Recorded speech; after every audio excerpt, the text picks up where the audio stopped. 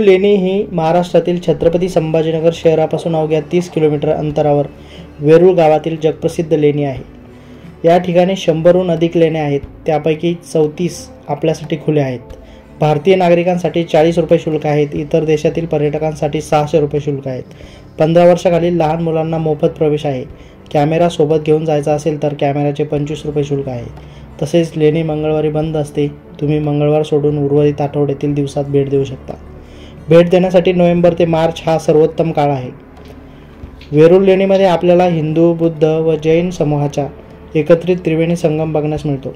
लेणीजवळच येलोगंगा नावाची नदी वाहते, म्हणून लेणीस येल्लोरा लेणी असे संबोधले जाते। लेणी क्रमांक 1 ते 12 बौद्ध लेण्यांचा समूह आहे। 13 ते 29 मध्ये हिंदू लेण्यांचा समूह आहे। 30 ते 34 मध्ये जैन लेण्या बघण्यास मिळतात। लेणी क्रमांक 1 ते 12 ह्या लेण्यांचा विचार केला तर यामध्ये चैत्यगृह, बुद्ध भिक्खूंसाठी प्रार्थनास्थळ, गौतम बुद्धांची ध्यान मूर्ती, भिंतीवर सम्राट अशोक काळातील धम्मचक्र, बुद्ध व बौद्ध विभूतींच्या मूर्ती आहेत। हत्ती, सर्प यांसारख्या प्राण्यांची शिल्प देखील आहेत। ब्रह्मा, विष्णू, महेश देवतांची शिल्प आढळतात। भगवान शिवजींची तांडव नृत्य कला असणारी शिल्पकला बघायला मिळते। लेणी क्रमांक 16 म्हणजे हिंदू लेणीपैकी अतिमहत्त्वाची कैलास लेणी। कैलास मंदिराची अप्रतिम शिल्पकला बघून मन भक्तिभावाने प्रसन्नित होते। कैलास लेणी ही पृथ्वीवर अवतरलेला जणू स्वर्गच। भारत सरकारने या लेण्याला राष्ट्रीय स्मारक म्हणून घोषित केले। युनेस्कोने वेरूळ लेणीचा समावेश जागतिक वारसा स्थळांच्या यादीत केला। कैलास मंदिर जगातील स्थापत्यशास्त्रात अद्भुत आहे, जे राष्ट्रकूट राजवंशांनी बांधलेले आहे। चला आता बघूया लेणी क्रमांक 1 बद्दल। हे बुद्धकालीन खोरीव लेणे असून यात 8 खाणे आहेत। यामध्ये भिक्खू राहत असत। हे लेणी कलात्मक असून यात बुद्ध व तारा बोधिसत्वाच्या आकृत्या रेखाटलेल्या आहेत। लेणी क्रमांक 2च्या प्रवेशद्वारावर 2 द्वारपाल आहेत। 12 स्तंभापासून बनवलेल्या या विहारामध्ये भगवान बुद्ध हे व्याख्यान मुद्रेत सिंहासनावर बसलेले आहे आणि बौद्ध विभूतींच्या आकृत्या आहेत। लेणी क्रमांक 3 ही लेणी क्रमांक 2 प्रमाणेच आहे। लेणी क्रमांक 4 ही लेणी 2 मजली असून यात बौद्ध विभूतीच्या आकृत्या आहेत।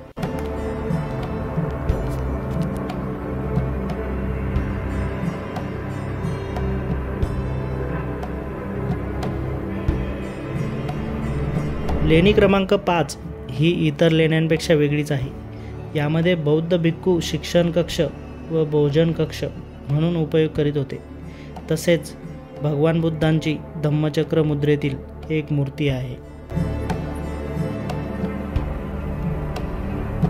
लेणी क्रमांक 6, 7 व 8 अपूर्ण अवस्थेत आहे। लेणी क्रमांक 9चा दर्शनी भाग सजवलेला असून समोर तारा बोधिसत्वाची आकृती असून भय प्रकट करणारे साप, तलवार, हत्ती व अग्नी आहे। लेणी क्रमांक 10 ही विश्वकर्मा लेणी म्हणून ओळखली जाते।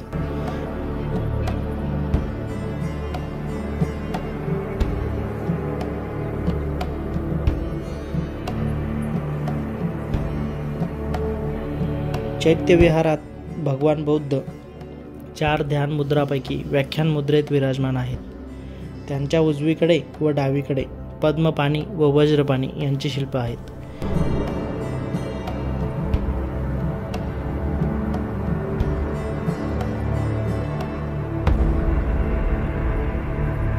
या लेणीच्या दुसऱ्या मजल्यावर पिंपळाच्या पानासारखे प्रवेशद्वार दिसेल, कारण भगवान बुद्धांना पिंपळाच्या झाडाखाली ज्ञान प्राप्ती झाली। त्यापासूनच प्रेरित होऊन प्रवेशद्वाराची डिझाईन केलेली आहे।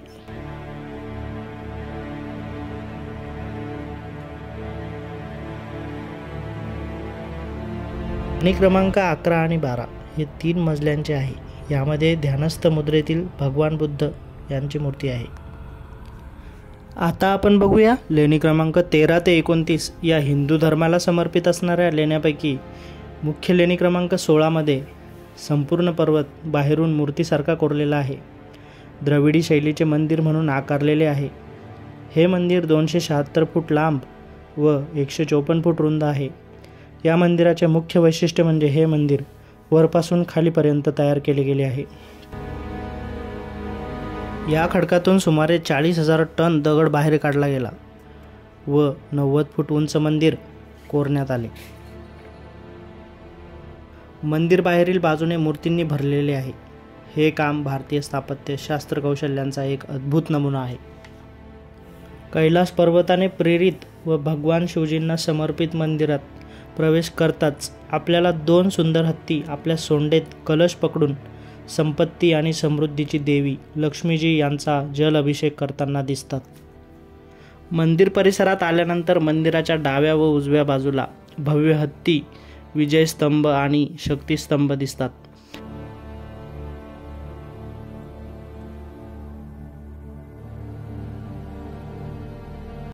मंदिराच्या दोन्ही बाजूच्या भिंतीवर रामायणातील व महाभारतातील प्रसंग पाहावयास मिळतात. कैलास पर्वतासारख्या शिखराच्या आकाराचे सर्व एकाच खडकात कोरलेले गर्भगृहात प्रवेश केल्यानंतर प्रवेशद्वारावर गंगा, यमुना यांची शिल्प दिसतात. या मंदिराच्या निर्मितीवेळेस कोणत्याही अशा वस्तूचा उपयोग केला गेला नाहीये ज्यामुळे हे समजू शकेल की हे मंदिर कोणत्या वेळी बनवण्यात आले. बांधकामाच्या शैलीच्या अंदाजावरून संशोधकांनी या मंदिराला किती दिवस झाले असतील याचा अंदाज लावण्याचा प्रयत्न केला आहे. मंदिराच्या मध्यभागात भगवान शिवजींचे शिवलिंग आहे. आणखी एक महत्त्वाची आणि आश्चर्यकारक गोष्ट म्हणजे जगातील हे एकमेव मंदिर आहे ज्यामध्ये बांधकाम हे वरून खाली करण्यात आले आहे. केलेल्या संशोधनानुसार सर्वप्रथम मंदिराच्या शिखराचे काम केले गेले आणि त्यानंतर मंदिराच्या पायाकडे काम करत वाटचाल केली गेली. मंदिराच्या तिन्ही बाजूला गॅलरी आहे. त्यामध्ये विष्णूचे 10 अवतार इंद्र, अग्नी, वायू, सूर्य जसे गणेश, अर्धनारीश्वर, अर्धा शिव, अर्धी पार्वती, हरिहर, अर्धा शिव, अर्धा विष्णू, अन्नपूर्णा, दुर्गा. मंदिराच्या तळघरात अनेक शक्ती कार्ये आहेत. भारत सरकारने 20 रुपयांच्या नोटवर याच जागेची रचना बनवलेली आहे. लेणी क्रमांक 29 कडे जाताना तुम्ही इलेक्ट्रिक व्हेकलने सुद्धा जाऊ शकता. त्याचे शुल्क 30 रुपये आहे. लेणी क्रमांक 29 म्हणजे सीताची न्हाणी. प्रवेशद्वारावर भव्य सिंह आहेत. मध्ये भव्य सभामंडप आहे.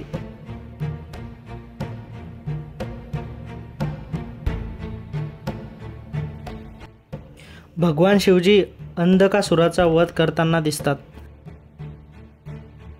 भगवान शिव पार्वती कैलास शिखरावर बसलेले असताना खाली रावण कैलास पर्वत हलवताना दिसत आहे.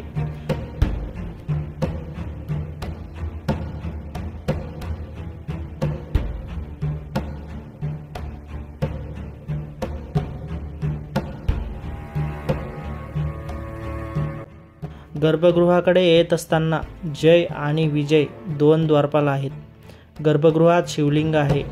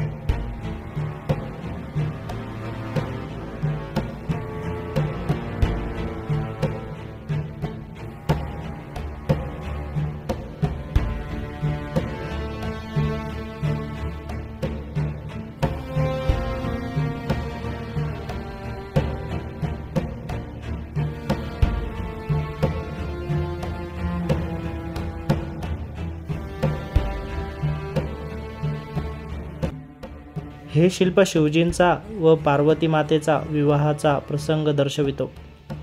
त्यास उपस्थित असलेले देवगण ब्रह्मा, विष्णू व पार्वती मातेचे पिता हिमालय व माता मैना दिसतात. समोरच असणारा धबधबा तांडव नृत्य करताना आपले मन आकर्षित करतो. जैन धर्मियांची क्रमांक 30 ते 34 अशा एकूण 5 लेण्या आहेत.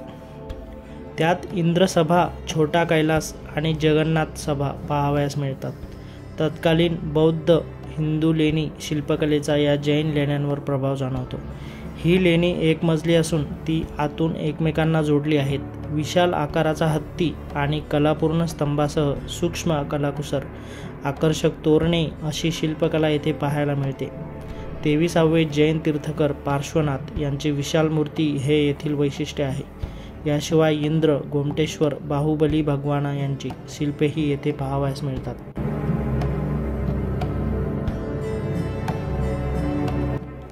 मित्रांनो, नक्कीच अशा या 3 धर्माच्या संस्कृतीचं एकत्र दर्शन घ्यायला कोणाला नाही आवडणार.